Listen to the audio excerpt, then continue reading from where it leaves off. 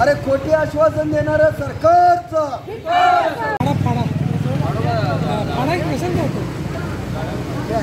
कचरा खाली फाडाय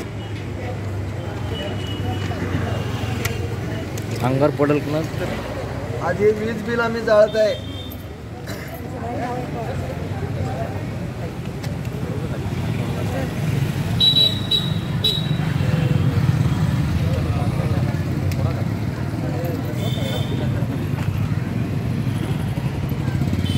कोरोना काळातील वीज बिल माफ झालंच पाहिजे. कोरोना काळातील वीज बिल माफ झालंच पाहिजे. ऊर्जा मंत्र्याचं जनतेची भावनेशी खेळणाऱ्या सरकारचा कोरोना काळातील वीज बिल करणाऱ्या सरकारचा जाणून बुजून जनतेची लूट करणाऱ्या सरकारचा भ्रष्टाचार लॉकडाऊनच्या काळामध्ये डबल बिल घेणाऱ्या सरकारचा गरीब जनतेला वेठीस धरणाऱ्या सरकारचा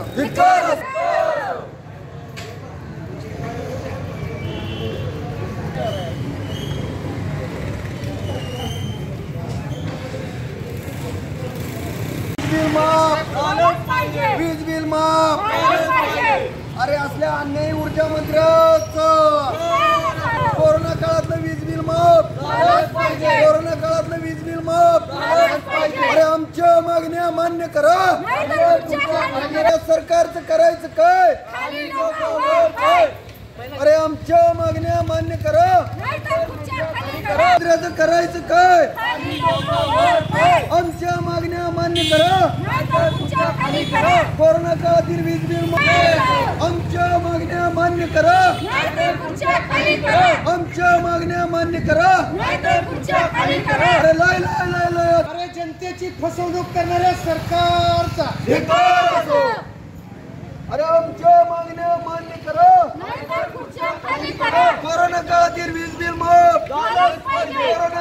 कोरोना भ्रष्टाचार. त्यामध्ये गेली 8 महिने झालं कोरोना सारख्या महाभयंकर आजाराने थैमान घातले असताना महाराष्ट्र सरकारने कोरोना काळातील लोकांच्या हातचं काम केलेलं आहे. सर्वसामान्य जनता आज भिके कंगाल झालेले आहे. तरी सरकारने कोरोना काळातील आम्ही वीज बिल माफ करू असं खोटं आश्वासन दिलं होतं. तर आमचं सरकारला एकच सांगणं आहे, कोरोना काळातील लोकांचं वीज बिल माफ करा. तसेच सरकारला आमचं आणखीन एक सांगणं आहे की तुम्ही ज्यावेळी कोरोनाचा ज्यावेळी महाभयंकर प्रसार चालू होता सांगली जिल्ह्यात, त्यावेळी जनतेनं कोणतंही घाबरण्याचं कारण नाही, शासन खंबीर आहे असं आश्वासन दिलं होतं. व आत्ता लोकांना भरमसाठ वीज बिल आकारणी केलेले आहे. ते वीज बिल माफ करण्यासाठी म्हणून आज अन्याय निर्मूलन समितीच्या वतीनं आम्ही आज MSCB येथे आंदोलन करीत आहोत. तर शासनाने या आंदोलनाची दखल घेऊन तात्काळ याच्यावर निर्णय घ्यावा, अन्यथा पुढील काळात आंदोलनाची तीव्रता याच्यापेक्षा तीव्र करू अशी मी आज जाहीरपणे आश्वासन देतो.